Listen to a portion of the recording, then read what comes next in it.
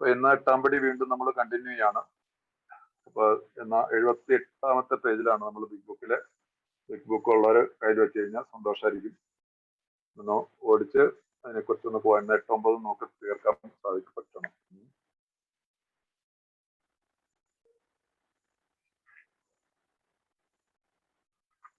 തീർക്കാമെന്ന് വിചാരിക്കുന്നു.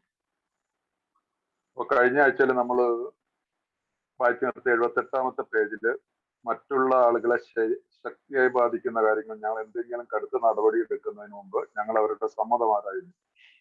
അങ്ങനെ സമ്മതം കിട്ടിക്കഴിഞ്ഞാൽ മറ്റുള്ളവരുമായി കാര്യങ്ങൾ ചർച്ച ചെയ്ത് സഹായത്തിനായി ദൈവത്തോട് പ്രാർത്ഥിക്കുന്നു. കടുത്ത നടപടി എന്നത് സൂചിപ്പിക്കുന്നത് ഞങ്ങൾ കുടിക്കരുതെന്നാണ്.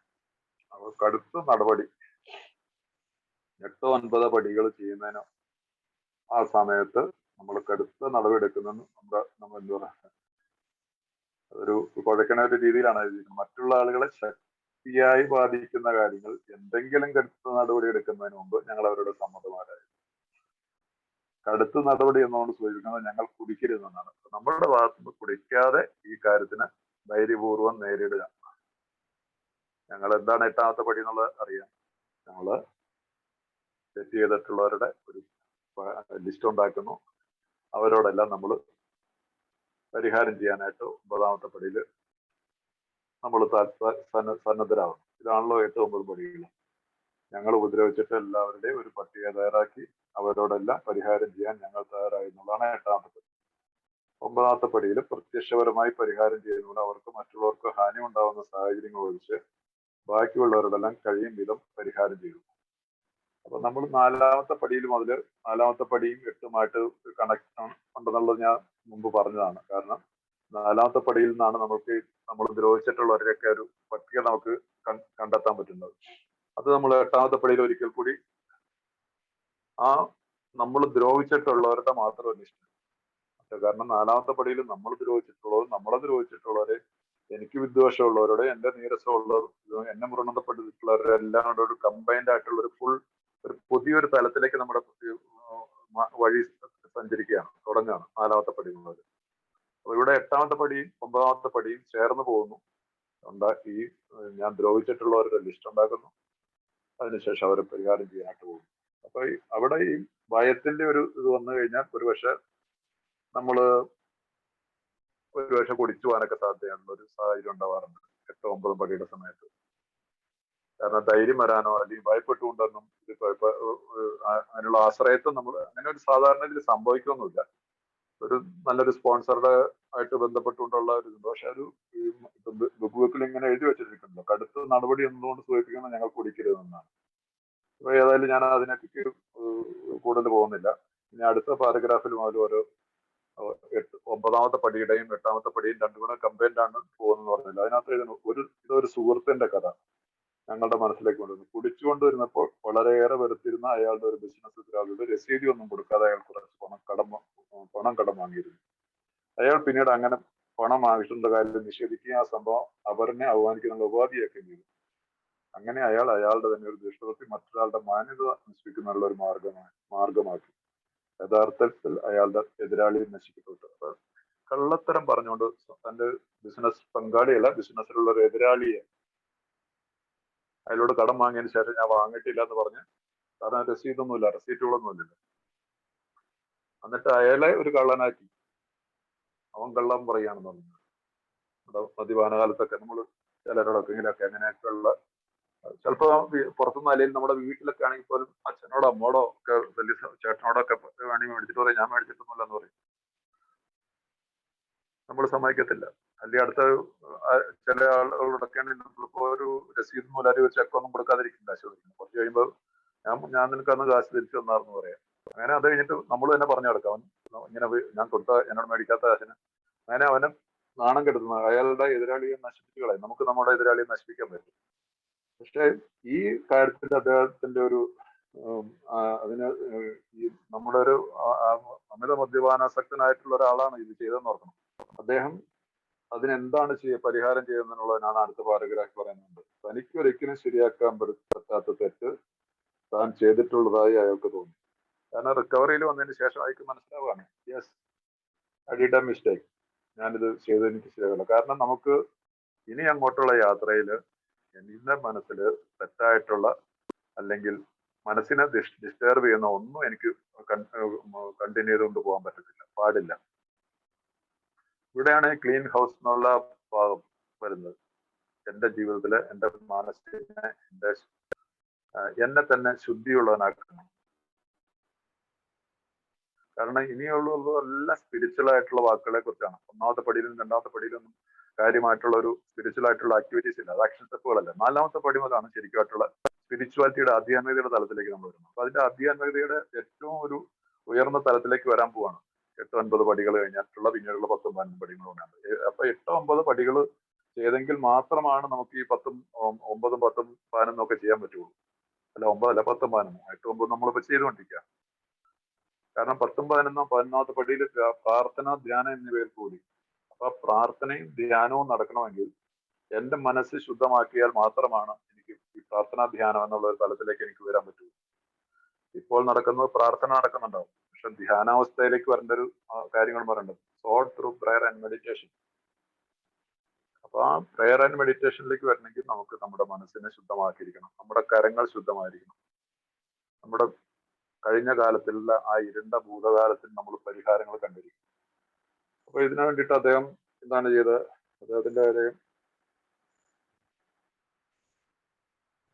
അദ്ദേഹത്തിന്റെ സുഹൃത്തിന്റെ ആ ബിസിനസ് പങ്കാളിയുടെ മാന്യത ബാധിക്കുകയൊക്കെ ചെയ്ത് അയാളുടെ കുടുംബത്തിന്റെ വരെ മാന്യത നഷ്ടപ്പെടുകയും ചെയ്തെന്നാണ്.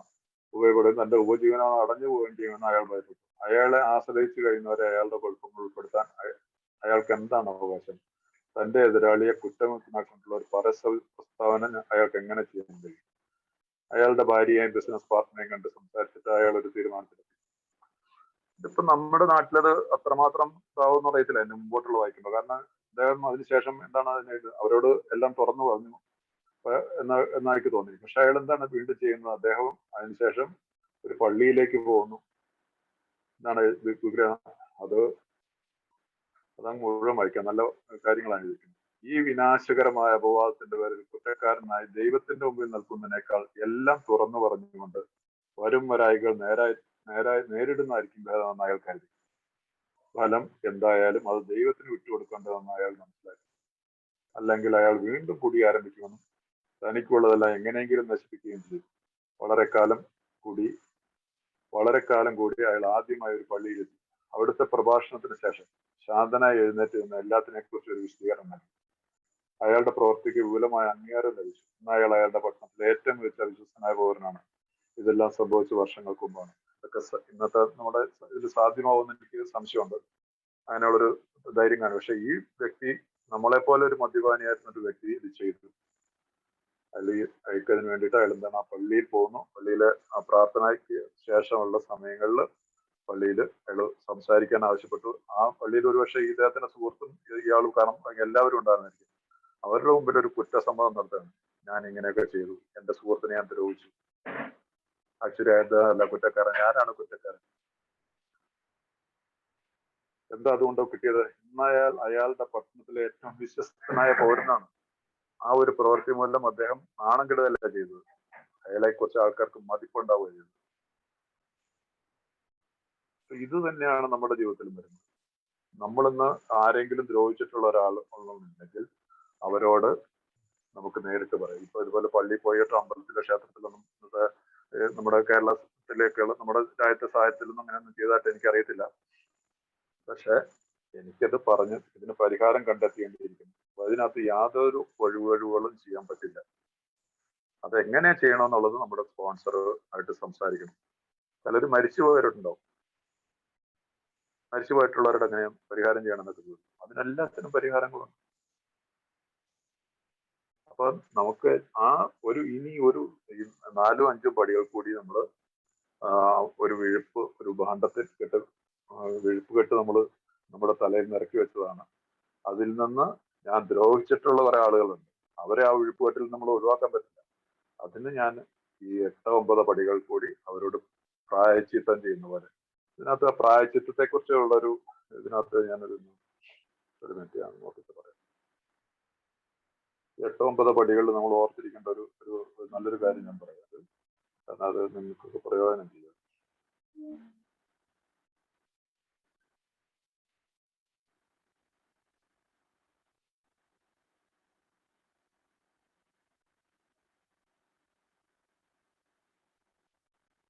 ഒരു മിനിറ്റ് ഞാൻ ഒരു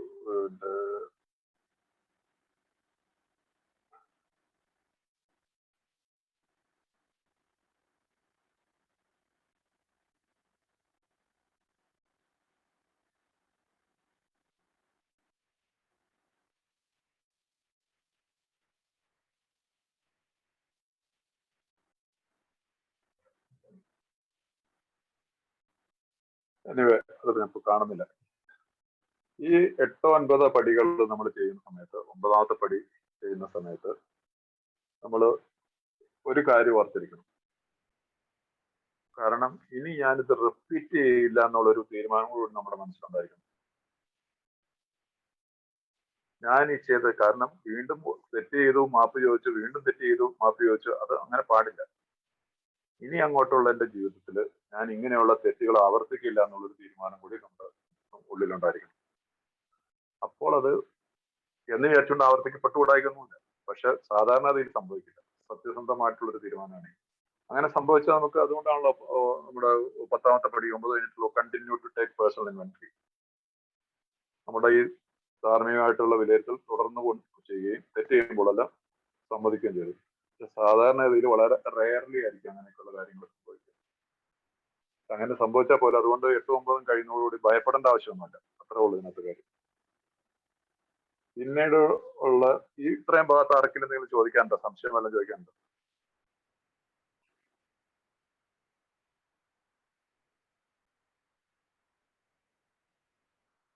ആർക്കെങ്കിലും എന്തെങ്കിലും സംശയം ഉണ്ടോ? ചോദിച്ചു.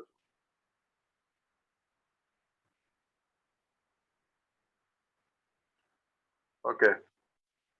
ഇനി അങ്ങോട്ടുള്ളത് നമ്മുടെ ഗാർഹികമായ പ്രശ്നങ്ങളുടെ സാധ്യത ധാരാളമുണ്ട്. പുറത്തു പറയാൻ മടിക്കുന്ന രീതിയിൽ നാം സ്ത്രീകളുമായി ഒരുപക്ഷെ ഇടപെടുന്നുണ്ട്. ഇക്കാര്യത്തിൽ മറ്റാളുകളിൽ നിന്ന് അടിസ്ഥാനപരമായി കൂടുതൽ മോശപ്പെട്ടവരാണോ അമിത മദ്യപാനാസക്തർ എന്ന് ഞങ്ങൾക്ക് സംശയമുണ്ട്. പക്ഷെ കുടി കുടുംബത്തിലെ ലൈംഗിക ബന്ധങ്ങളെ കൂടുതൽ സങ്കീർണമാക്കും. കുറച്ചു കാലത്തെ ഒരു അമിത മദ്യപാനം കൊണ്ട് ഒരു ഭാര്യ പരീക്ഷയും വിദേശവതിയും ആരോടും ഒന്നും മിണ്ടാത്തവളുമായി തീരുന്നു. ഭർത്താവ് ആകട്ടെ തന്നെ കുറിച്ച് ദുഃഖിതനുമായി തീരുന്നു. അപ്പൊ ഏതൊരു കുടുംബത്തിലും മദ്യത്തിന്റെ ആ ഒരു തീക്ഷ്ണമായിട്ടുള്ള അവസ്ഥയിൽ കുടുംബ ബന്ധത്തിൽ ഒരുപാട് പ്രശ്നങ്ങളുണ്ടാകും. കാരണം ഒരു ഏതൊരു ഭാര്യയും ആഗ്രഹിക്കുന്നുണ്ട് ഭർത്താവിന്റെ പരിചരണവും സ്നേഹവും. നമുക്കത് കൊടുക്കാൻ സാധിക്കുന്നില്ല. അപ്പൊ അതുകൊണ്ട് പുള്ളിക്കാരത്തിന്റെ ഉള്ളിലൊരു ഭാര്യയുടെ ഉള്ളില് ഒരു പുകയുന്ന ഒരു ഇതുമായിട്ട് എപ്പോഴും നമ്മുടെ കിടക്കും. ചിലർക്കും പ്രതികരിക്കാൻ പറ്റില്ല. ചില സ്ത്രീകൾ പ്രതികരിക്കുന്നുണ്ടാവും, വഴക്കുണ്ടാക്കാൻ. ചിലർക്ക് വഴക്കുണ്ടാക്കാൻ ഭയമായിരിക്കും ഭർത്താവിന്. അപ്പൊ ഇതുപോലെ തന്നെ ഈ മദ്യത്തിന്റെ പേരിൽ എന്തെങ്കിലും കാര്യത്തിൽ എപ്പോഴും നമ്മുടെ തലയിൽ കുത്തുകൊണ്ട് നമ്മളും ഭാര്യയിൽ നിന്ന് അകന്നു നിൽക്കും. എന്തെങ്കിലുമൊക്കെ പറഞ്ഞിട്ട് അങ്ങോട്ടും ഇങ്ങോട്ടും തിരിഞ്ഞു കിടക്കും. നമ്മൾ പോലത്തേന് വെളിവില്ലാതെയാണ് പോയി കിടക്കുന്നത്. നീ എന്തെങ്കിലും കാരണവശാല് എന്റേതായിട്ടുള്ള ലൈംഗികമായിട്ടുള്ള താല്പര്യങ്ങൾക്ക് ഉപയോഗിക്കാന്ന് പറഞ്ഞാൽ പോലും അവരുടെ ഒരു സമ്മതവും അവർക്കൊരു സ്നേഹം കൊടുത്തുകൊണ്ടല്ല. ഒരു യന്ത്രം പോലെ നമ്മളൊരു ഇതാണ് ഭാര്യയെ റേപ്പ് ചെയ്യുന്ന ഒരു രീതിയിലേക്കാണ് ഒരു പക്ഷെ നമ്മുടെയൊക്കെ ബന്ധങ്ങൾ കുടുംബ ബന്ധങ്ങൾ നടക്കുന്നത്. സ്വന്തം ഭാര്യയെ റേപ്പ് ചെയ്യേണ്ട അവസ്ഥ എന്ന് പറഞ്ഞാൽ. അപ്പൊ അങ്ങനെ വരുമ്പോ അതൊരു ഭാര്യയെ സ്ത്രീകളുടെ ഉള്ളിലും ഭയങ്കരമായിട്ടുള്ള വേദനാജനകമായിട്ടുള്ള അവസ്ഥയിൽ കൂടെയാണ് നമ്മൾ അവരിൽ നിന്ന് അകലും പതിനെ. അപ്പൊ എനിക്ക് എന്റെ ആഗ്രഹത്തിനുള്ള കാര്യങ്ങൾ കിട്ടുന്നില്ല. അങ്ങനെ വരുന്ന ആളുകൾ ചില ഇതാണ് കുറിച്ച് പറയുന്നതിനകത്ത് മദ്യത്തിന് പുറമെ മറ്റെന്തിനോ കൂടി വേണ്ടി നൈറ്റ് ക്ലബുകൾ അതുപോലുള്ള സ്ഥലങ്ങളിലോ അയാൾ ചുറ്റി തിരിയാൻ തുടങ്ങുന്നു. വെസ്റ്റേൺ കൺട്രീസിലൊക്കെ നൈറ്റ് ക്ലബുകൾ ഇപ്പൊ ഇവിടെ നഗരങ്ങളിലൊക്കെ ഉണ്ട്. ഇവിടെ നാട്ടിൻ പ്രദേശത്തൊക്കെ ഒന്നും അങ്ങനെയൊന്നുള്ള സെറ്റപ്പ് ഒന്നുമില്ല. എങ്കിൽ പോലും അങ്ങനെ അതിന് പകരമായിട്ട് ഇങ്ങനെയുള്ള പരസ്ത്രീ ബന്ധങ്ങളിൽ നമ്മൾ ചെന്ന് ചേരാൻ സാധ്യതയുണ്ട്. അപ്പൊ അങ്ങനെയുള്ളപ്പോ നമുക്ക് ഇങ്ങനെ ഒരു ബന്ധം ഉണ്ടാക്കി കഴിയുമ്പോൾ എവളാണ് എന്നെ ശരിക്കും എന്റെ ഭാര്യയ്ക്ക് എന്നെ മനസ്സിലാക്കാൻ പറ്റില്ല. എവൾ എന്നെ ശരിക്കും മനസ്സിലായി. എവളാണ് പെർഫെക്റ്റ് എന്റെ ജീവിതത്തിൽ വരേണ്ടിയിരുന്ന പെണ്ണ്. വെറും കൂതലായിട്ട് കിടക്കുന്ന പെണ്ണായിരിക്കും. പക്ഷെ നമ്മൾ അവരോട് ഒരു ആസക്തി നമ്മുടെ ജീവിതത്തിൽ ഉണ്ടാവും. ചിലപ്പോൾ നല്ല പെണ്ണുങ്ങളാവാൻ വഴിയുണ്ട് കേട്ടോ. അവരുടെ രണ്ടും ഉണ്ട്. ഒന്നും മാത്രം പറയരുത്. ചിലപ്പോൾ ഒരു കുഴപ്പമില്ലാത്ത നല്ല കുട്ടികളുമായിട്ട് നമ്മൾ ബന്ധങ്ങൾ ഉണ്ടാക്കിയിട്ട് അവരുടെ ജീവിതം നമ്മൾ നശിപ്പിച്ചു കളയും നമ്മുടെ താല്പര്യത്തിന് വേണ്ടിയിട്ട്. അപ്പൊ അങ്ങനെ തന്നെ ശരിയായി മനസ്സിലാക്കുന്ന ഒരു പെൺകുട്ടിയും അയാൾക്ക് അതിശക്തമായ സ്വകാര്യ ബന്ധം ഉണ്ടായിരിക്കും. വളരെ ആത്മാർത്ഥമായി ഞാൻ പറയട്ടെ, അവൾ അയാളെ ശരിക്കും മനസ്സിലാക്കുന്നവളായിരിക്കാം. പക്ഷെ അത്തരം ഒരു കാര്യം കൊണ്ട് എന്ത് നേട്ടമാണ് ഉണ്ടാകാൻ പോകുന്നത്? ഇപ്രകാരം പരസ്ത്രീ ബന്ധം പുലർത്തുന്ന ഒരാൾ പലപ്പോഴും ദുഃഖിതനായിരിക്കും. പ്രത്യേകിച്ച് അയാൾ വിവാഹം ചെയ്തിരിക്കുന്നത് എല്ലാ നാരകയാതനകളും അയാൾ അനുഭവിച്ചിട്ടുള്ള കൂറും ധീരതയുള്ള ഒരു ഭാര്യയാണ് അവൾ. ഒരു ഭാര്യ സ്വന്തം ഭാര്യയോട് കാണിക്കുന്ന ഒരു വഞ്ചന, പാപം. നമ്മളിതൊക്കെ ഒരു അലങ്കാരമായിട്ട് ഒരു കാലത്ത് അവിടെ ഇവിടെയൊക്കെ 2-3 ബന്ധങ്ങളൊക്കെ ഉണ്ടെന്ന് പറഞ്ഞാൽ അതൊരു വലിയൊരു നമ്മൾ വലിയ മഹാനാണെന്നുള്ള രീതിയിലാണ് നമ്മൾ ജീവിച്ചിരുന്നത്. നമ്മുടെ വളരെ കുറച്ചടുത്ത സുഹൃത്തുക്കൾക്ക് അറിയാമായിരിക്കുമല്ലോ ഇങ്ങനെയൊക്കെയുള്ള. അപ്പൊ അവിടെയൊക്കെ ഒരു വലിയൊരു വീരവാദം മുടക്കിക്കൊണ്ടാണ് ജീവിക്കുന്നത്. ആക്ച്വലി മാത്രം തെറ്റാണ്. തന്നോടൊപ്പം ചേർന്ന് നിൽക്കുന്ന, തന്റെ മദ്യപാന കാലത്ത് കുടിച്ച് നമ്മുടെ ഛർദിയും മൂത്രവും മറ്റെല്ലാം ക്ലീൻ ചെയ്തുകൊണ്ടിരുന്ന ഭാര്യയെ നമ്മൾ മറന്നു പോകുന്നു.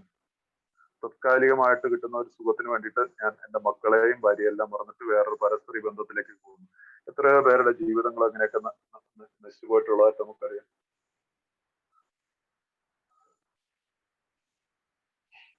ഇതൊക്കെ സ്വയം നിങ്ങൾ ആലോചിച്ച് നോക്കുക. ഞാൻ അതുകൊണ്ട് ഈ ഒരു ടോപ്പിക്കിലേക്കൊന്നും കൂടുതൽ കയറുന്നില്ല. പിന്നെ ഈ ഒരു ടോപ്പിക്കിനകത്ത് ഈ 9ാമത്തെ പടിയിലേക്ക് വരുമ്പോൾ ഒരു വളരെ സൂക്ഷിക്കേണ്ട ഒരു കാര്യത്തെക്കുറിച്ച് ഈ അടുത്ത പേജിൽ 80ാമത്തെ പേജിൽ 79 കാര്യത്തിന്റെ സ്ഥിതി എന്താണെങ്കിലും നമുക്ക് ഈ കാര്യത്തിൽ എന്താണെങ്കിലും ചെയ്യേണ്ടതുണ്ട്. നമ്മുടെ ഭാര്യയ്ക്ക് അറിയില്ലെന്ന് ഉറപ്പുണ്ടെങ്കിൽ നാം പിന്നെ അവളോട് തുറന്ന് പറയണോ? എനിക്ക് ഇങ്ങനെയുള്ള ഇല്ലീസിറ്റ് റിലേഷൻസ് അല്ല പരസ്പരി ബന്ധം ഉണ്ടെങ്കിൽ ഇത് ഞാൻ അവളോട് തുറന്നു പറയേണ്ടതുണ്ടോ? എല്ലായ്പ്പോഴും വേണ്ടി വരില്ല എന്നാണ് നിങ്ങൾ പറയേണ്ട ആവശ്യമില്ല. അവൾക്ക് അറിഞ്ഞുകൂടെങ്കിൽ പറയേണ്ട ആവശ്യമില്ല.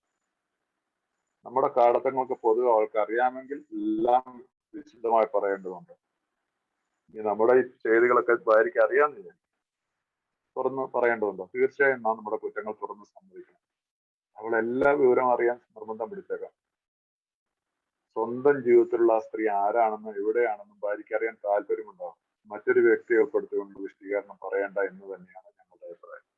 അപ്പൊ ഇനി ഏതെങ്കിലും കാരണവശാൽ എനിക്ക് അവിടെ ഒരു റിലേഷൻ ഉണ്ടെന്നുള്ളതിനെ കുറിച്ച് വൈഫിന് ഒരു ബോധ്യം ഉണ്ടെങ്കിൽ, നമ്മൾ അറിയുകയും ചെയ്തിട്ടുണ്ട്, നമ്മളെ ബന്ധങ്ങളെ കുറിച്ച് വൈഫിനെ മനസ്സിലായിട്ടുണ്ടെങ്കിൽ അവിടെ നമുക്ക് ഓക്കെ, എനിക്കിങ്ങനെ ഒരു ഇതുണ്ടായിരുന്നു, ഇന്ന് ഞാൻ അതിൽ നിന്ന് മോചനമാണ്. പക്ഷെ അത് ആരാണ് എന്താണെന്ന് ഒരിക്കലും പറയാതെ, ആരോടാണ് എനിക്ക് ബന്ധം ഉണ്ടായിരുന്നത്, എന്തായിരുന്നു അവർ എത്രമാത്രം ചോദിച്ചാലും അതിലും നമ്മൾ അറിയേണ്ടത് കഴിഞ്ഞൊരു അധ്യായമാണ്. ഇനി അതിനെക്കുറിച്ച് നമുക്ക് ഡിസ്കസ് ചെയ്യേണ്ടത് വേറൊരു വ്യക്തിയുടെ ഒരു ജീവിതത്തെ ബാധിക്കുന്ന ഒരു കാര്യമായിരിക്കും. അതുകൊണ്ട് നമുക്കത് വേണ്ടെന്ന് പറഞ്ഞിട്ട് സ്നേഹപൂർവ്വം അതിൽ നിന്ന് അതും മനസ്സിലാക്കിക്കോളും. കാരണം നമ്മളെ മദ്യപിക്കാതെ നിൽക്കുന്ന ഒരു തലത്തിൽ ഭാര്യയ്ക്ക് അത് മനസ്സിലാക്കാൻ ഉൾക്കൊള്ളാനും ഇപ്പൊ പോരാത്തതിനിപ്പോ നമുക്കിപ്പോ അലനോന്റെ ഒക്കെ മീറ്റിംഗ് ഉണ്ടെങ്കിൽ അലനോണിൽ പോകുന്ന ഭാര്യമാരാണെങ്കിൽ അവർക്കും അത് ഉൾക്കൊള്ളാനായിട്ട് സാധിക്കും. അവരതുകൊണ്ട് കൂടുതൽ പിടിവാശി പിടിക്കത്തില്ല. അത് ആരാണെന്ന് എനിക്ക് അറിയണമെന്നൊന്നും പറഞ്ഞ് നമ്മുടെ അടുത്തേക്ക് വരത്തില്ല. കാരണം എന്റെ മനസമാധാനത്തിൽ ഇന്ന് ഞാൻ ഉണ്ടാക്കിയെടുത്തിരിക്കുന്ന സന്തുലിതാവസ്ഥ, സമചിത്തതയൊക്കെ ഈ ഒരു കാര്യം കൊണ്ട് നശിച്ചു പോകാനുള്ള സാധ്യതയുണ്ടെന്ന് ഭാര്യയ്ക്ക് മനസ്സിലാകാനുള്ള കഴിവുണ്ടായിരിക്കും. അപ്പൊ അതുകൊണ്ട് അവരതിനെ കൂടുതൽ അറിയാനായിട്ട് ചോദിച്ചിട്ട് പറയുകയും ചെയ്യരുത്.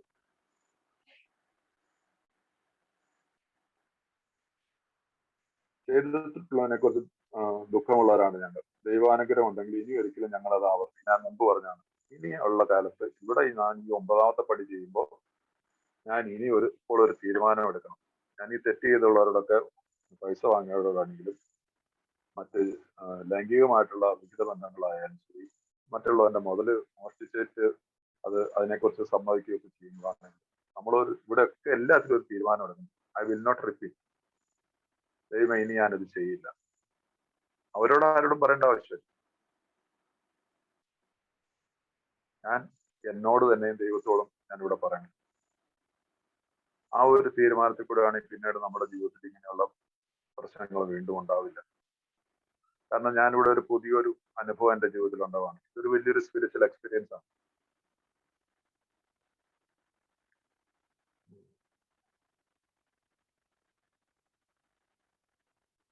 പക്ഷെ ഏതെങ്കിലും തരത്തിലുള്ള നിബന്ധന ഇക്കാര്യത്തിൽ ഞങ്ങൾ മുന്നോട്ട് വയ്ക്കുന്നതിൽ ഞങ്ങൾ ചെയ്യാൻ പറ്റിയ ഏറ്റവും നല്ല രീതി ഇതാണെന്ന് കണ്ടിട്ടുണ്ട്. അതിപ്പോ വിശദീകരിച്ചാണ്. ജീവിതത്തെക്കുറിച്ചുള്ള ഞങ്ങളുടെ ധാരണ ഒരു വശത്തേക്ക് മാത്രം സഞ്ചരിക്കാവുന്ന ഒരു പാതയല്ല. അത് ഭാര്യയ്ക്ക് എന്നതുപോലെ തന്നെ ഭർത്താവിന് നല്ലതില്ല. നമുക്ക് മറക്കാൻ പറ്റുമെങ്കിൽ അവൾക്കും അതിന് കഴിയും. അവളുടെ അസൂയ എന്ന് പഴിച്ചേക്കാനിടയുള്ള വ്യക്തിയുടെ പേര് അവളോട് പറയാതിരിക്കുകയായിരിക്കും ഏറ്റവും ഉത്തമം. ഞാൻ പറഞ്ഞില്ല, ഇപ്പൊ പറഞ്ഞതിനെ കുറിച്ച് തന്നെ ഒരു വിഷയമാണ് അവൾക്ക്. കാരണം എന്റെ ഭർത്താവിന് വേറൊരു സ്ത്രീയോട് ബന്ധമെന്ന് പറഞ്ഞാൽ ഭാര്യയ്ക്ക് ആ സ്ത്രീയോട് ഭയങ്കര അസൂയ ഉണ്ടാവില്ല. പെണ്ണില് കിട്ടാത്തൊരു സുഖം ഭർത്താവിന് അവളിൽ നിന്ന് കിട്ടുന്നു. അങ്ങനെയൊക്കെയുള്ള പെണ്ണുങ്ങളെ സംബന്ധിച്ചുള്ള അല്ലെ തന്നെ ഒരു ഫെമിനിൻ ജലസി എന്ന് പറയത്തില്ല, ഫെമിനിൻ ജലൻ, സ്ത്രീകൾക്കുള്ള ഒരു അസൂയത. അപ്പൊ അത് നമ്മൾ അതുകൊണ്ട് ഇത് പറയാതിരിക്കുന്നതാണ് ഏറ്റവും ഉത്തമം. അതുകൊണ്ട് ഒരിക്കലും ആ കാര്യങ്ങൾ ഡിസ്ക്ലോസ് ചെയ്യാറില്ല. കൂടുതൽ സത്യസന്ധതയ്ക്ക് പോയിട്ട് അബദ്ധങ്ങൾ പറ്റിയിട്ടുള്ള ആളുകളുണ്ട് കേട്ടോ നമ്മുടെ ഈ ആൽക്കോളിക് അനോണിമസിൽ.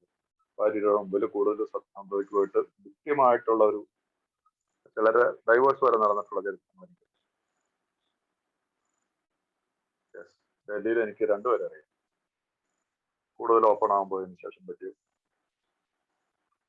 അപ്പൊ ഒന്നും മറച്ചു വെക്കാതെ വെട്ടിത്തുറന്ന് പറയേണ്ടതുള്ള ചില കാര്യങ്ങൾ ചിലപ്പോൾ ഉണ്ടാകും. ഇത്തരം ഗാഢമായ സാഹചര്യങ്ങളെ കുറിച്ച് പുറത്തുള്ള ഒരാൾക്ക് ഒന്നും മനസ്സിലാവില്ല. കഴിഞ്ഞതൊക്കെ കഴിഞ്ഞെന്നാണ് സദ്ബുദ്ധിയുടെ സ്നേഹാർദ്രമായ ദയയുടെ മാർഗമെന്ന് രണ്ടുപേരും തീരുമാനിച്ചത്. ഇരുവരിൽ ഓരോ ആളും മറ്റേയാളിന്റെ സന്തോഷം മനസ്സിൽ കരുതി അതിനായി പ്രാർത്ഥിക്കട്ടെ. നാം നേരിടുന്നത് ഏറ്റവും ഭയങ്കരമായ മനുഷ്യവികാരമായ അസൂയയോടെയാണെന്ന കാര്യം എപ്പോഴും കരുതിയിരിക്കും. നേർക്ക് നേരെയുള്ള ഒരു ഏറ്റുമുട്ടലിന് പകരം ഏതെങ്കിലും ഒരു പാർശ്വ ഭാഗത്തു കൂടെയുള്ള ആക്രമണം നൽകാണെന്ന ഒരു നല്ല പട്ടാള മേധാവി കരുതുന്നു. അതായത് ഒരു ഇതാണ് ഇവിടെ here comes the help of A sponsor. ഒരു സ്പോൺസറുടെ ആ ഒരു ഇമ്പോർട്ടൻസ് ഒരു ഈ ഭാഗങ്ങളിൽ ഈ 8-9 പടികൾ ചെയ്യുമ്പോൾ അനുദിനം എപ്പോൾ ആരെങ്കിലും സമീപിച്ചിട്ട് ചെയ്യാനുള്ള ഒരു സാഹചര്യത്തിന് മുമ്പ് സ്പോൺസറുമായിട്ട് ഡിസ്കസ് ചെയ്യുക. എങ്ങനെ ഇതിന്, കാരണം ഈ സ്പോൺസർ 8-9 പടി ചെയ്തിട്ടുള്ള ആളാണ്, അദ്ദേഹത്തിന് നമ്മൾ ഇത് ചെയ്യാൻ പറ്റും. പടികൾ ചെയ്തിട്ടുള്ള സ്പോൺസർ ആയിരുന്നു, സ്പോൺസർ ആയിരുന്നിട്ട് അറിയില്ല. പടികൾ ചെയ്തിട്ടുള്ള സ്പോൺസറാണ്. ആ സ്പോൺസർക്ക് നമുക്ക് വഴികൾ പറഞ്ഞു തരാനുള്ള സാധ്യത. അപ്പൊ ഇതിനെ എങ്ങനെ നേരിടണം എന്നുള്ളത്, നേരിട്ട് യുദ്ധം ചെയ്യണോ, അല്ലെങ്കിൽ ഒരു എക്സാമ്പിൾ ഇംഗ്ലീഷിന്റെ ഒരു ഇത് അതിന്റെ മലയാളം ട്രാൻസ്ലേഷൻ ആണ്. അപ്പൊ എപ്പോഴും പറയുന്ന പോലെ തന്നെ സ്പോൺസറുമായിട്ട് ബന്ധപ്പെട്ടുകൊണ്ട് വേണം 8-9 പടികൾ ചെയ്യാൻ. അത് വളരെ സൂക്ഷിച്ച് കൈകാര്യം ചെയ്തില്ലെങ്കിൽ ചില്ല് ഗ്ലാസ് പോലെ പൊട്ടിയുടായി ജീവിതം. വീണ്ടും ഒരു മദ്യപാനത്തിലേക്ക് അവരെ പോയിക്കൂടായില്ല. ഒരു സ്പോൺസറുമായിട്ടുള്ള നിരന്തര ബന്ധം നമുക്കുണ്ടായിരിക്കും. അതിന്റെ അടുത്ത് 81-ാമത്തെ പേജില് ആദ്യത്തെ പാരഗ്രാഫ് തുടങ്ങുന്ന ഇടയ്ക്കുള്ള ഒരു പാരാഗ്രാഫ് ഞാൻ അങ്ങോട്ടേക്കാണ് പറയാൻ. മറ്റുള്ളവരുടെ ജീവിതത്തിലേക്ക് അലറിപ്പാഞ്ഞെടുക്കുന്ന ഒരു ചുഴലിക്കൊടുങ്കാറ്റ് പോലെയാണ് അമിത മദ്യപാനം. ഹൃദയങ്ങൾ ഭേദിക്കപ്പെടുന്നു, മധുരമയാർന്ന ബന്ധങ്ങൾ മരിക്കുന്നു, സ്നേഹബന്ധങ്ങൾ വേരോടെ പിഴുതെറിയപ്പെടുന്നു. സ്വാർത്ഥത നിറഞ്ഞതും മറ്റുള്ളവരെ കുറിച്ചും ഒട്ടും പരിഗണനയില്ലാത്ത ശീലങ്ങൾ വീടിനെ ആകെ കലങ്ങി മറിഞ്ഞ നിലയിലാക്കിയിട്ടാണ്. തനിക്ക് കൊടുക്കാതിരിക്കുന്ന അവസ്ഥ മാത്രം മതി എന്ന് ഒരാൾ പറയുമ്പോൾ അയാൾ ഒട്ടും ചിന്തിക്കുന്നേയില്ല എന്നാണ് ഞങ്ങൾക്ക് തോന്നുന്നത്. കൊടുങ്കാറ്റിൽ നിന്ന് രക്ഷപ്പെടുന്നുള്ള തുരങ്കത്തിനുള്ളിൽ പുറത്തേക്ക് വന്ന് തകർത്ത് തരിപ്പണമായ തന്റെ വീട് കാണുന്ന ഒരു കർഷകനെ പോലെയാണ് ഭാര്യയോട് അയാൾ ഇവിടെ സംഭവിച്ച കാര്യങ്ങളൊന്നും കാണേണ്ട എന്റെ പെമ്പറുന്നവരെ, കൊടുങ്കാറ്റ് നിന്നു എന്ന് തന്നെ വലിയൊരു കാര്യമാണ്. ഇംഗ്ലീഷിന്റെ മലയാളം ട്രാൻസ്ലേഷനുള്ളൊരു ഇച്ചിരി സ്വല്പാപകഥകളൊക്കെ ഉണ്ട്, എന്നാൽ പോലും സിമ്പിൾ ആയിട്ടുള്ളൊരു കാര്യമാണ്. ഇത് വളരെ ഈ പാരഗ്രാഫ് നമ്മുടെ എല്ലാം കുടുംബത്തിൽ നടന്ന ഒരു കാര്യമാണ്. നമ്മുടെ എല്ലാ ജീവിതത്തിലും, ഇവിടെ ഇരിക്കുന്ന ഒരാളുടെ പോലും ജീവിതത്തിൽ സംഭവിക്കാതിരുന്നിട്ടില്ല. മറ്റുള്ളവരുടെ ജീവിതത്തിലേക്ക്, മറ്റുള്ളവരാണ് എന്റെ കുടുംബത്തിലുള്ള ജീവിതത്തിലേക്ക് അലറിപ്പാഞ്ഞെടുക്കുന്ന ഒരു ചുഴലിക്കാറ്റ് പോലെയാണ് അമിത മദ്യപാനം. ഹൃദയങ്ങൾ ഭേദിക്കപ്പെടുന്നു. ഭാര്യയുടെയും മക്കളുടെയും ഹൃദയങ്ങൾ കൊത്തിപ്പറിക്കുകയാണ് നമ്മൾ ചെയ്യുന്നത്, നൊമ്പരപ്പെടുന്നത്. മധുരമയാർന്ന ബന്ധങ്ങൾ മരിക്കുന്നു. നമ്മൾ സ്നേഹിച്ച് സ്നേഹത്തോടു കൂടി എന്നെ വിളിച്ച് എന്നെ ഒരു അപ്പനും അമ്മയും വളർത്തിയ ഒരു പെൺകുട്ടിയെ എന്നെ വിശ്വസിച്ചേൽപ്പിച്ചതിന് ശേഷം ഉണ്ടായിട്ടുള്ള ആദ്യകാലങ്ങളിലെല്ലാം നല്ല സുഖമായിട്ടല്ല എല്ലാവരും കല്യാണത്തിന്റെ അതിനുശേഷം പിന്നെ എന്താണ് മദ്യത്തിന്റെ ഇത് വന്നു കഴിയുമ്പോൾ ആ സ്നേഹം എല്ലാം മരിച്ചു പോകുന്നു. മധുരമയാർന്ന ബന്ധങ്ങൾ മരിക്കുന്നു. എന്തിനു വേണ്ടിയിട്ട്? മദ്യത്തിന് വേണ്ടിയിട്ട്. അതിനുശേഷം വരുന്ന അതിനോടനുബന്ധിച്ചിട്ടുള്ള സ്വഭാവത്തിലുള്ള വൈകല്യങ്ങൾ പോകുന്നു. സ്നേഹബന്ധങ്ങൾ വേരോടെ പിഴുതെറിയപ്പെടുന്നു. നമ്മുടെ സ്നേഹബന്ധം ഉണ്ടാക്കാനും ബുദ്ധിമുട്ടാണ്. പക്ഷെ അത് വേരോടെ, കാരണം ഇവിടെ കൊടുങ്കാറ്റ് പോലെയാണ് നമ്മൾ വരുന്നത്. ഒരു മദ്യപാന ജീവിതം എല്ലാം വേരോടെ പിഴുതെറിയപ്പെടുന്നു.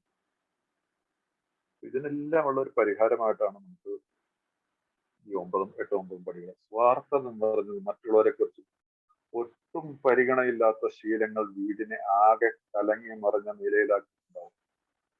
ഇതൊക്കെ ഞാൻ ഒന്നും പറഞ്ഞു തരേണ്ട ആവശ്യം, നമ്മൾ വായിക്കണം. ഇതാണ് സ്റ്റഡി ചെയ്യുന്നതിന്റെ പ്രധാനം. വായിക്കുകയല്ല നമ്മൾ ചെയ്യുന്നത്, സ്റ്റഡി ചെയ്യുക. അതാണ് ഒരു സ്പോൺസറെ കാണാൻ പോകുമ്പോൾ എപ്പോഴും ബിഗ് ബുക്ക് കഴിയും. ഏതെങ്കിലും ഭാഗത്തെക്കുറിച്ച് നമ്മൾ വായിച്ചു വരുന്ന ഭാഗങ്ങളെ നമുക്ക് അതിനെക്കുറിച്ച് ഒരു ഇതുണ്ടെങ്കിൽ അതിന് ഹൈലൈറ്റ് വെച്ചിട്ട് അതിനെക്കുറിച്ച് ഡിസ്കസ് ചെയ്യാനൊക്കെ പോകണം.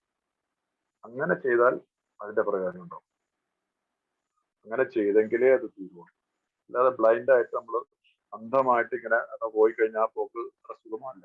കാരണം ഇത് എനിക്ക് വേണ്ടിയിട്ടാണ് ഇത് ചെയ്യുന്നത്. ഞാൻ എത്രമാത്രം ഇതിനകത്ത് പ്രോഗ്രാം വർക്ക് ചെയ്യുമോ അത്രമാത്രം എന്റെ സോബറേറ്റ് നന്നായിട്ട് വരും.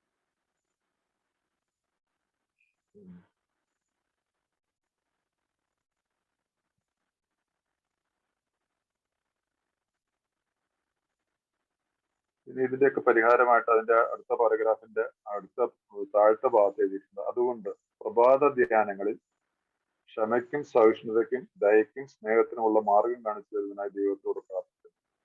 9ാമത്തെ പടിയിൽ, ഈ 9ാമത്തെ പടിയിൽ വെച്ചിട്ട് ഞാൻ ഒരു പുതിയൊരു രീതിയിലേക്ക് വരികയാണ്. നിത്യമായിട്ടുള്ള, ഒരു ദിവസമല്ല ചെയ്യേണ്ടത്. എന്റെ പ്രഭാതത്തിലുള്ള ധ്യാനങ്ങളിൽ, പ്രാർത്ഥനകളിൽ അല്ലെങ്കിൽ ധ്യാനത്തിൽ, അത് അവരവരുടെ സൗകര്യത്തിന് ധ്യാനിക്കുകയോ പ്രാർത്ഥിക്കുകയോ ചെയ്യുക. ക്ഷമയ്ക്കും, ഞാൻ ക്ഷമിക്കുന്നു, എന്നെ ദ്രോഹിച്ചവരോട് ഞാൻ ക്ഷമിക്കുന്നു. സഹിഷ്ണുതയ്ക്കും ദയയ്ക്കും സ്നേഹത്തിനുമുള്ള മാർഗം കാണിച്ചു തരുന്നതിനായി ദൈവത്തെ പ്രാർത്ഥിക്കുന്നു. ഒരു മദ്യപാനികളായിട്ടുള്ള നമ്മുടെ ജീവിതത്തിനെ കുറിച്ച് എഴുതി വച്ചിരിക്കുന്ന വാക്കുകളാണ്. എത്ര വലിയ വാക്കുകളാണ് നമുക്കുണ്ടായിരുന്നോ ഈ കാര്യങ്ങള്? ക്ഷമ നമുക്കുണ്ടായിരുന്നോ? ഇല്ലായിരുന്നു. സഹിഷ്ണുത ഉണ്ടായിരുന്നോ? ഇല്ല. പൊട്ടിത്തെറിക്കുമായിരുന്നു. ദയ ഉണ്ടായിരുന്നോ? ഇല്ല. ക്രൂരതയാണ് കാണിച്ചിരുന്നത്. സ്നേഹം ഉണ്ടായിരുന്നോ? ഇല്ല. സ്നേഹം കാണിച്ചിരുന്നെങ്കിൽ തന്നെ അത് സ്വാർത്ഥതയായിരുന്നു. അപ്പൊ ഇതിനുള്ള മാർഗം കാണിച്ചു തരുന്നതിന് ദൈവത്തോട് പ്രാർത്ഥിക്കുന്നു. അപ്പൊ അടുത്ത പാരഗ്രാഫ്, ഇതൊക്കെ നിങ്ങൾ ചിന്തിക്കുക. അടുത്ത പാരഗ്രാഫ് വീണ്ടും പറയാണ്, ആത്മീയ ജീവിതം എന്ന് പറയുന്നത് ഒരു തത്വമല്ല. Spiritual life is not a theory. അത് നാം ജീവിച്ചറിയേണ്ട ഒന്നാണ്. അപ്പൊ ഇത് വായിച്ചറിഞ്ഞ് ഇൻഫർമേഷൻസ് നമ്മൾ ഉണ്ടാക്കിയ പോരാ. I have to leave it. ഞാൻ ഇതിൽ കൂടി സഞ്ചരിക്കണം. ഈ പാതയിൽ കൂടി ഞാൻ ജീവിക്കണം. ഈ കണ്ടെടുത്ത പാതയിൽ കൂടി ഞാൻ ഇങ്ങനെ മനസ്സിൽ ഉരുവിട്ടുകൊണ്ട് നടന്നിട്ട് പ്രവൃത്തി നടന്നിട്ട് കാര്യമില്ല. ഞാനിപ്പോ നിങ്ങളോട് ഇത് പറയുന്നുണ്ടെങ്കിൽ ഞാനിത് പ്രവർത്തിച്ചിട്ടുണ്ടെങ്കിൽ അത് ചെയ്യാൻ പറഞ്ഞെടുക്കുന്നതിന്റെ അർത്ഥമുള്ളൂ.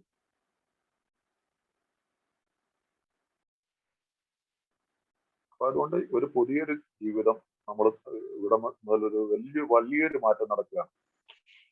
നമ്മൾ 2ാമത്തെ പടിയിൽ നമുക്ക് ഒരു രജിസ്ട്രേഷൻ ഉണ്ടാക്കേണ്ട നമ്മൾ റീബോൺ എന്നാണല്ലേ പറയുന്നത്. നമ്മൾ പുനർജനിക്കപ്പെട്ടിരിക്കുന്നതാണ് ബിഗ് ബുക്ക് എഴുതിയിരിക്കുന്നത്. ആ പുനർജനനത്തിൽ നിന്നുണ്ടായതിന്റെ പുതിയൊരു അറിവും അനുഭവവും ആണ് ഈ 9ാമത്തെ പടിയിൽ. 5ാമത്തെ പടിയിൽ ദൈവാനുഭവം ഉണ്ടാവുകയാണ്.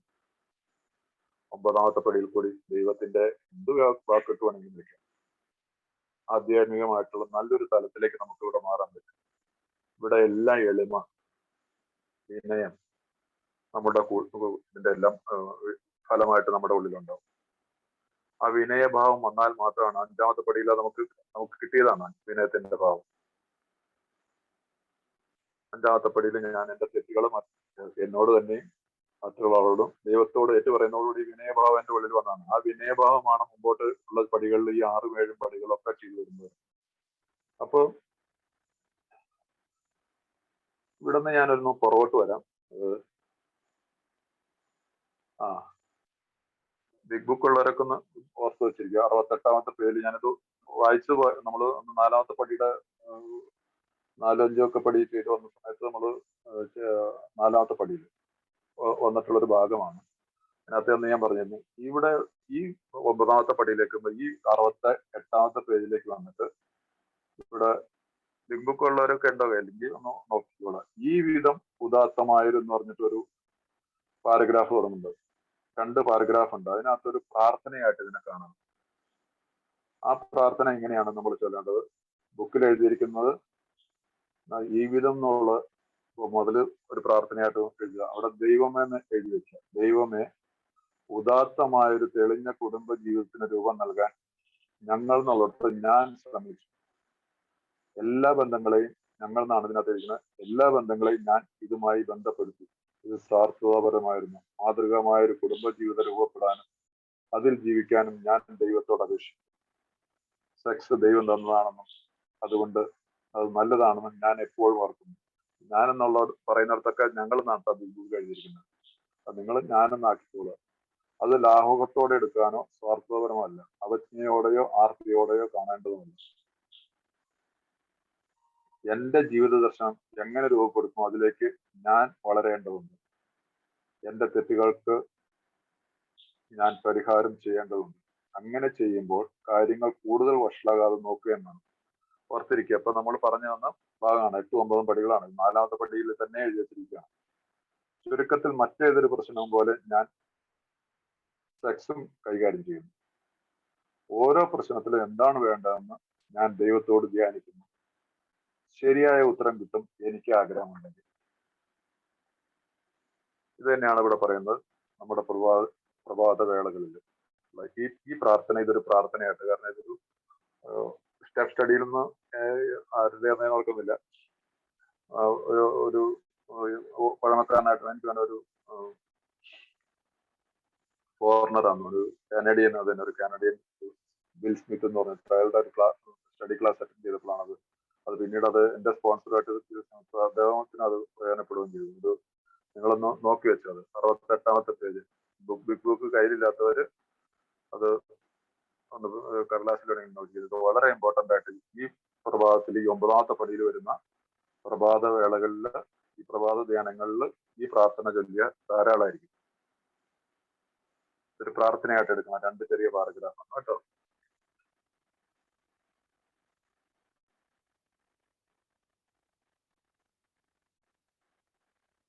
അപ്പോ ഈ 82ാമത്തെ പേജിലുള്ള നമുക്ക് ഒരിക്കലും ശരിയാക്കാൻ പറ്റാത്ത തെറ്റുകളുണ്ടാകും. ഞങ്ങൾക്ക് പറ്റുമെങ്കിൽ ഞങ്ങളത് ശരിയാക്കുമായിരുന്നു എന്ന് ഞങ്ങളോട് സത്യസന്ധമായി പറയാൻ കഴിഞ്ഞാൽ പിന്നെ ഞങ്ങൾ അതിനെക്കുറിച്ച് ഓർത്ത് പറയുന്നതെന്ന് വെച്ചാൽ നമുക്ക് ഒരിക്കലും ശരിയാക്കാൻ പറ്റാത്ത തെറ്റുകളുണ്ടാകും.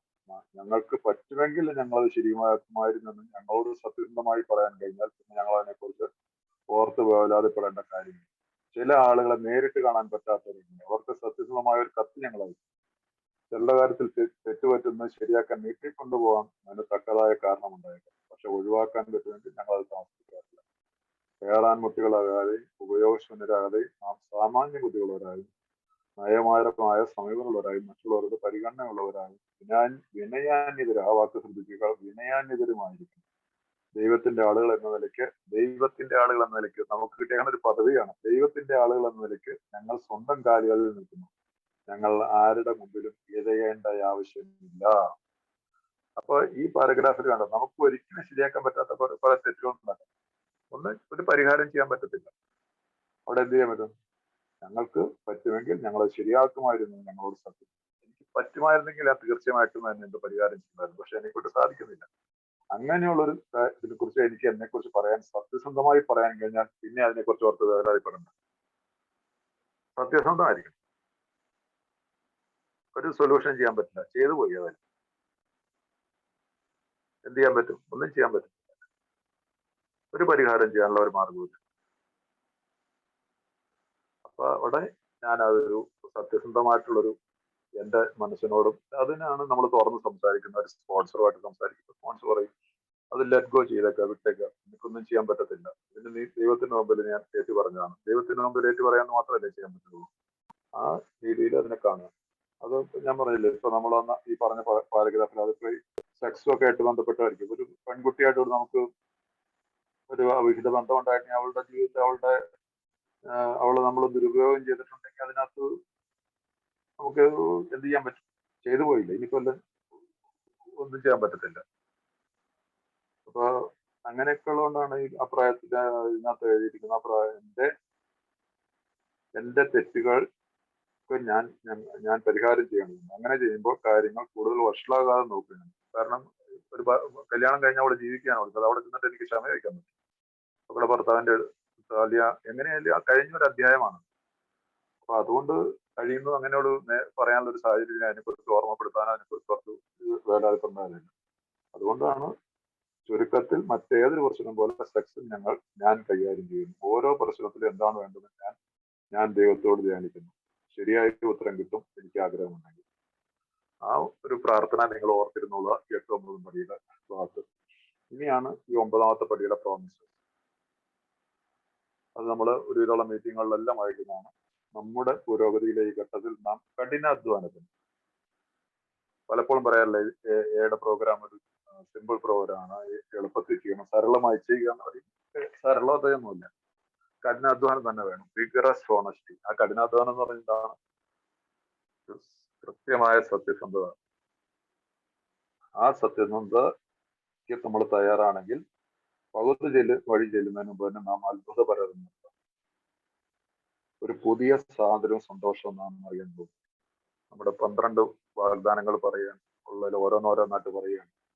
എന്താണ് നമ്മൾ അത്ഭുതപരത. കാരണം ഞാൻ ഇത്രയും, കാരണം ഈ ഒരു 3 വർഷം 4 വർഷമൊക്കെ സോബറിറ്റി ഒക്കെ ആകുമ്പോഴത്തേക്കും നമ്മുടെ ഒരു ഫിസിക്കലി ഒരു റിപ്പയറോ ഉണ്ടാവും, ഫൈനാൻഷ്യലി വ്യത്യാസങ്ങൾ ജീവിതത്തിലുണ്ടാവും, കടങ്ങളൊക്കെ കുറയും. അങ്ങനെ ജീവിതത്തിൽ വീട്ടിലും ഇതിലൊക്കെ നമ്മളെ തന്നെ അത്ഭുതപ്പെടുത്തുന്ന രീതിയിലുള്ള ഒരു വളർച്ച ഉണ്ടാവും. അതൊരു വാഗ്ദാനമായിട്ടാണ് അത് ചെയ്യുന്നത്. അപ്പോൾ ഒരു പുതിയ സന്തോഷവും സ്വാതന്ത്ര്യവും നാം അറിയാൻ പോവുകയാണ്. ഇനി അങ്ങോട്ടുള്ളത് എന്താണ്? പുതിയൊരു സന്തോഷം. കാരണം ഇന്ന് ഞാൻ മദ്യത്തോടുള്ള എനിക്കൊരു ആസക്തിയില്ല. മദ്യത്തെക്കുറിച്ചുള്ള ചിന്ത പോലെ എന്റെ മനസ്സിൽ വരുന്നില്ല. സ്വതന്ത്രനാണ്. മറ്റേ മദ്യം കൊണ്ടില്ലെങ്കിൽ അല്ലെങ്കിൽ മറ്റു പല ശീലങ്ങളുള്ളവരെ സിഗരറ്റ് വലിയോ അങ്ങനെയുള്ള ഒരുപാട് അഡിക്ഷനുള്ള സാധനങ്ങളുണ്ടല്ലോ. ഇതൊക്കെ കയ്യിലില്ലെങ്കിൽ നമ്മളെന്താണ് നമ്മുടെ ഒന്നാമത്തെ പടിയിൽ പറഞ്ഞിട്ടുള്ള restless, irritable and discontent. Here I am not restless. നമുക്ക് 9ാമത്തെ പടിയിൽ എത്തുമ്പോഴത്തേക്ക് യാതൊരു റെസ്റ്റ്ലെസ്, പ്രശാന്തതയാണ്. രാവിലെ എണീക്കുമ്പോൾ എനിക്ക് അതൊരുമില്ല. എനിക്കൊരു മുൻഷുണ്ടിയില്ല. ഇറിറ്റബിൾ അല്ല മനുഷ്യൻ. പെട്ടെന്ന് ആരോടും പൊട്ടിത്തെറിക്കുന്നില്ല. വളരെ ശാന്തനായിട്ടിരുന്ന് വന്നാൽ ചായയും കുടിച്ച് വൈഫിനോട് തിരിച്ചു വർത്താനം പറഞ്ഞിട്ട് പത്രം വായിച്ചു നമ്മൾ ഇരിക്കും. മുമ്പ് അങ്ങനെ ആയിരുന്നില്ല. ഡിസ്കണ്ടന്റ് അല്ല, അന്ന് ഡിസ്കണ്ടന്റ് ആയിരുന്നു. ഇപ്പൊ ഞാൻ ഡിസ്കണ്ടന്റ് ആയിരുന്നു, ഉത്തരവാദിത്തമുള്ളവനാണ്. അലസത ഭാവമില്ല. അപ്പൊ ഇതിൽ നിന്നുള്ള പുതിയ സ്വാതന്ത്ര്യം ഈ 1ാമത്തെ പടിയിലെ അൺമാനേജബിലിറ്റിയിൽ നിന്നുള്ള മോചനമാണ്. My life is unmanageable. Second part of the first.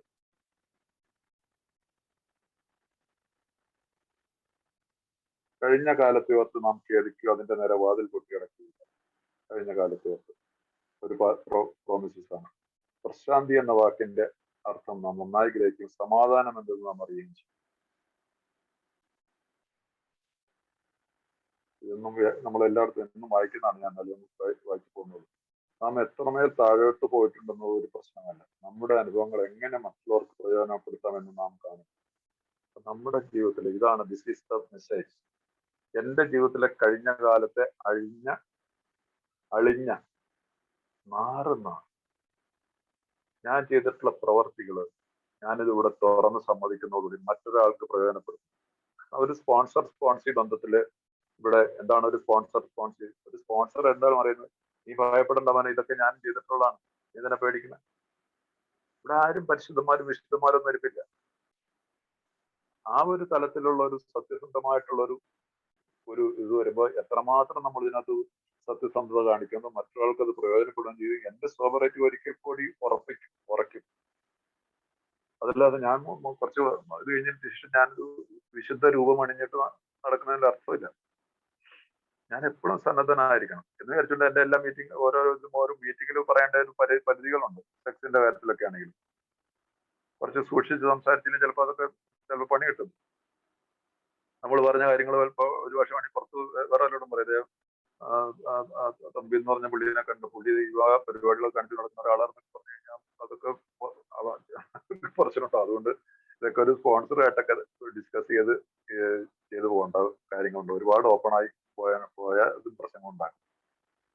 സൂക്ഷിച്ച് കൈകാര്യം ചെയ്യേണ്ട ഒരു കാര്യമാണ്. അപ്പൊ ഒന്നിനും കൊള്ളാത്തവരാണ് നാം എന്ന ധാരണയിൽ സ്വയം സഹതവും അപ്രത്യക്ഷമാകുന്നു. ഒന്നിനും കൊള്ളാത്തവരാണ്. കാരണം ഇതുവരെ പോയി മദ്യപാനം നിർത്തിയതിനു ശേഷം നമുക്ക് തന്നെ തോന്നല്ലോ, മൈ ഗോഡ്, ജീവിതം എല്ലാം കൂടെ ഒരു കോഞ്ഞാട്ട എന്ന് പറയും, പരാജയത്തിലെത്തിയുന്നുണ്ട്. ആ ഒരു ധാരണയെ നൽകി മാറ്റി. സ്വയം സഹതാപം, ഇത് സെൽഫ് പിറ്റി എന്ന് പറയുന്ന വലിയൊരു ഒരു വിഷമാണത്. ഒരു സ്വയം സഹതാപം, ഞാനൊരു പാവം, ഇനി എന്ത് ചെയ്യാൻ, അങ്ങനെയൊക്കെയുള്ള ഒരു മനസ്സിലൊരു അയ്യോ പാവം എന്നുള്ളൊരു ഭാവം, അത് വളരെ ദോഷകരം. അത് മദ്യത്തിലേക്ക് കൊണ്ടെത്തി. ആ അയ്യോ ഭാവത്തിന് ശക്തിമാനായിട്ട് ആ ഒരു നെഗറ്റിവിറ്റിയാണ്. ആ നെഗറ്റിവിറ്റിയിൽ നിന്ന് നമുക്ക് ഒരു പക്ഷെ മദ്യത്തിലേക്ക് പോകാനുള്ളത്. പക്ഷെ ഇവിടെ അതല്ല. ഈ പടികൾ ഈ രീതിയിൽ ചെയ്തു വന്നു കഴിഞ്ഞാൽ this is a promise. Alcoholics അനോണിമസിന്റെ വാഗ്ദാനമാണ്. ഒരു പ്രോമിസസ് എന്ന് പറഞ്ഞാൽ ഐ പ്രോമിസ് യു എന്ന് പറഞ്ഞാൽ അതൊരു പ്ലഡ്ജ് ആണത്. അതിനകത്ത് വള്ളി മാറത്തില്ല. അതിനകത്ത് യാതൊരു സംശയമില്ല. ഈ പടികൾ ചെയ്തു പോകുന്നവരെ സംബന്ധിച്ചുള്ള ഉറപ്പായിട്ടുണ്ട്. അപ്രത്യക്ഷമാണ്. സ്വാർത്ഥ കാര്യങ്ങളുള്ള നമ്മുടെ താല്പര്യം നഷ്ടപ്പെടുകയും നമ്മുടെ സഹജീവികളോടുള്ള സ്നേഹം വർദ്ധിക്കുകയും ചെയ്യുന്നു. സ്വാർത്ഥ കാര്യം, നമ്മുടെ ഇതിലുള്ള സ്വാർത്ഥത പോകുന്നു. നമ്മുടെ സഹജീവികളോടുള്ള വീട്ടിലും കുടുംബത്തിലും എല്ലായിടത്തുമുള്ള എല്ലാവരോടുള്ള ഒരു സ്നേഹം വർദ്ധിക്കും. ഭാഗ്യാന്വേഷണ പ്രവണത നമ്മളിൽ നിന്ന് അകലും. ഭാഗ്യാന്വേഷണ പ്രവണത പല ആളുകൾക്കുമുള്ളേ ഒരു വല്ലാത്തൊരു ഒരു ഫൂൾസ് പാരഡൈസ്, ഒരു മൂഢസ്വർഗത്തിൽ ജീവിക്കുന്ന ഒരുപാട് ഉണ്ട്. അതില്ല. റിയാലിറ്റി എന്ത് എന്റെ കയ്യിലുണ്ടോ that I am happy with what I have. എനിക്ക് എന്തുകൊണ്ട് അതിൽ ഞാൻ സന്തോഷമാണ്. സത്യസന്ധമായ രീതിയിലുള്ള സന്തോഷമാണ്. അപ്പൊ അതുകൊണ്ട് വലിയ നാളെ കുറിച്ചുള്ള ഭയങ്കര കൊട്ടാരം പണി ഒരു മൂടന്റെ മൂഢസ്വർഗത്തിൽ ഞാൻ ജീവിക്കില്ല. ജീവിതത്തോടുള്ള നമ്മുടെ മനോഭാവം, കാഴ്ചപ്പാടുന്ന ലളിതമായ ഭാഷയാണ്. ആളുകളെ കുറിച്ച്, സാമ്പത്തിക സുരക്ഷിതത്തെ കുറിച്ചുള്ള ഭയം നമ്മൾക്ക്. ആളുകളെ നമുക്ക് ഭയമായിരുന്നു. മറ്റു പലരും അവരെന്ത് വിചാരിക്കും, അവരെങ്ങനെ വിചാരിക്കും, അവരെങ്ങനെ പറയുമോ, ആ ഭയം വിട്ടുമാറും. സാമ്പത്തിക അസുരക്ഷിത. എനിക്കൊരു ഇന്നത്തെ ഈ പ്രോഗ്രാം ചെയ്യുന്നവന്റെ വീട്ടിൽ ആരുടെ വീട്ടിൽ പട്ടിണി കിടന്നാട്ടി ഞാൻ പറ്റും. അവൻ അന്നത്തേക്ക് ജീവിക്കാനുള്ള അവന്റെ വീട്ടിലുണ്ടായിരുന്നു. ഗ്യാരണ്ടീഡാണ്. ആളെ കുറിച്ച് ഓർത്ത് വേദനപ്പെട്ടിട്ടുണ്ട്. നമ്മുടെ വീട്ടിൽ ഒരു കാര്യം മുടങ്ങത്തില്ല. നമ്മുടെ പിള്ളേരുടെ വിദ്യാഭ്യാസം നടക്കും, കല്യാണവും നടക്കും, വീടും ഉണ്ടാവും, എല്ലാം ഉണ്ടാവും. എന്തൊക്കെ പോയിട്ടുണ്ട് അതിന് നല്ലതായിട്ട് ദൈവം തരും. കാരണം സമയത്ത് ദൈവം തന്നെ ഞാൻ അനുഭവിച്ചല്ലോ. ഇന്നും ഒരുപാട് പ്രശ്നങ്ങളുണ്ട്. പക്ഷെ എനിക്കിന്നും ഭയമില്ല. 100% ഞങ്ങൾ പറയും, എനിക്കൊരു ലേശം ഭയമില്ല. കാരണം എനിക്ക് ഉറപ്പുണ്ട്, ഞാൻ ഈ പടികൾ കൂടി സഞ്ചരിച്ചിട്ട് ഇപ്പൊ ജീവിതത്തിൽ ഞാൻ പ്രാവർത്തികമായിട്ട് ജീവിക്കാൻ എന്നെ കൊണ്ടാവുന്ന രീതിയിൽ ഞാൻ ചെയ്തിട്ടുണ്ട്. എനിക്ക് നല്ല ഉറപ്പുണ്ട്. പിന്നെ എന്തിനാ എനിക്ക് ഭയപ്പെടേണ്ട? ആ ഫിയർ ഇല്ലെന്ന്. ആ fear of people and economic insecurity will leave us എന്നാണ് പറയുന്നത്.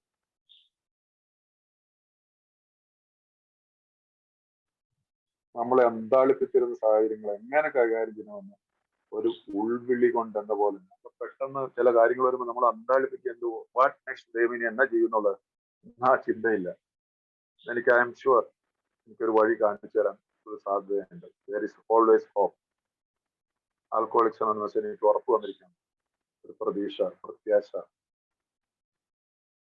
അപ്പൊ പിന്നെ എനിക്ക് പതറേണ്ട ആവശ്യമില്ല. കൈയും കാലും മറക്കത്തില്ല എന്ത് വിഷയം വന്നാലും. ഈ അടുത്ത കാലത്തൊക്കെ എന്റെ ജീവിതത്തിൽ ഉണ്ടായിട്ടുണ്ട്, കുറെ ഇഷ്യൂസ് ഉണ്ടായിട്ടുണ്ട്. എന്റെ മോന്റെ പേരിൽ ഒരു കേസ് ഉണ്ടായിരുന്നു. എന്താവുന്നു അതിനെ കുറിച്ച് അറിയത്തില്ലായിരുന്നു. ഭയങ്കര പേടിച്ചിട്ടായിരുന്നു. എന്റെ സ്പോൺസർക്ക് പറഞ്ഞു ഒന്നും പറ്റില്ല. എന്റെ പുള്ളി പറഞ്ഞു എന്റെ പേരിൽ ലൈസൻസ് ഇല്ലാത്ത റിവോൾവർ വെച്ച് വെടിവെച്ച കേസിൽ അദ്ദേഹം പ്രതിയായിട്ടുള്ള ഒരാളാണ് ഡൽഹിയില്. എങ്ങനെയെന്നറിയത്തില്ല, കേസിൽ നിന്നും രക്ഷപ്പെട്ടു. എന്റെ മോന്റെ ഈ കഴിഞ്ഞ മാസമായിരുന്നു എന്റെ മോന്റെ കേസിൽ ഒരു കേസ് ഉണ്ടായിരുന്നു. കേസിൽ നിന്ന് റിലീസായി, ഒരു കുഴപ്പമില്ലാതെ കേസ് തള്ളിപ്പോയി. ഹയർ കോർട്ടിൽ പോകാനുള്ള സാധ്യത പോലും ഇല്ലാത്ത രീതിയിൽ.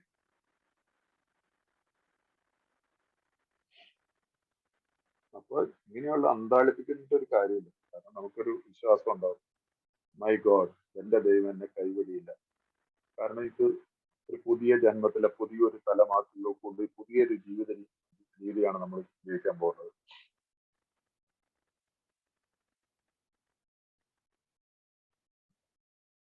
അതിനുശേഷം പറയുന്ന അവസാനത്തെ പ്രോമിസസ് പറയാൻ, ഞങ്ങൾക്ക് സ്വയം ചെയ്യാൻ കഴിയാതിരുന്ന കാര്യങ്ങൾ ദൈവം ഞങ്ങൾക്ക് വേണ്ടി ചെയ്യുന്നുവെന്ന് പെട്ടെന്ന് ഞങ്ങൾക്ക് ബോധ്യമുണ്ട്. We suddenly realized that God is doing for us what we could not do for ourselves. എന്നെ കൊണ്ട് ചെയ്യാൻ പറ്റാത്ത കാര്യങ്ങൾ എനിക്ക് വേണ്ടി ദൈവം ചെയ്തു വരുന്നു എന്നുള്ളൊരു ഐ റിയലൈസ്, ഞാൻ അനുഭവിക്കാൻ ബോധ്യപ്പെടുന്നു. അതിന്റെ അടുത്തായിട്ട് എഴുതിയിരിക്കുന്ന ഇതൊക്കെ അതിരുകടന്ന വാഗ്ദാനങ്ങളോ അല്ലെന്നാണ് ഞങ്ങൾ വരുന്നത്. ഞങ്ങൾക്കിടയിൽ അത് സഫലമാക്കപ്പെടുന്നു. പലപ്പോഴും പെട്ടെന്ന് ചിലപ്പോൾ സാവധാനം. നാം അതിനുവേണ്ടി ശ്രമിച്ചാൽ അവയെല്ലാം ഇപ്പോഴും സാധ്യമാകും. ഇതാണ് 9 പടികളുടെ സംക്ഷിപ്തമായിട്ടും കൂടിയായിട്ടും കുറച്ചായിട്ട് എന്നെ കൊണ്ട് അറിയാവുന്ന രീതിയിൽ ഞാൻ നിങ്ങളുടെ മുമ്പിൽ പറഞ്ഞിട്ടുണ്ടെങ്കിൽ തോന്നുന്നു. ഇനി ഒരു 15-20 മിനിറ്റ് ഉണ്ട്. 20 മിനിറ്റിൽ ആർക്കെങ്കിലും എന്തെങ്കിലും ചോദ്യങ്ങൾ വെക്കാൻ ശേഷം രാജേഷിന്റെ ബർത്ത്ഡേ കൂടെ ഇല്ല. രാജേഷിന്റെ ഒരു 10 മിനിറ്റ് നമുക്ക് രാജേഷിനും കൊടുക്കാം, രാജേഷിനും കേൾക്കാം.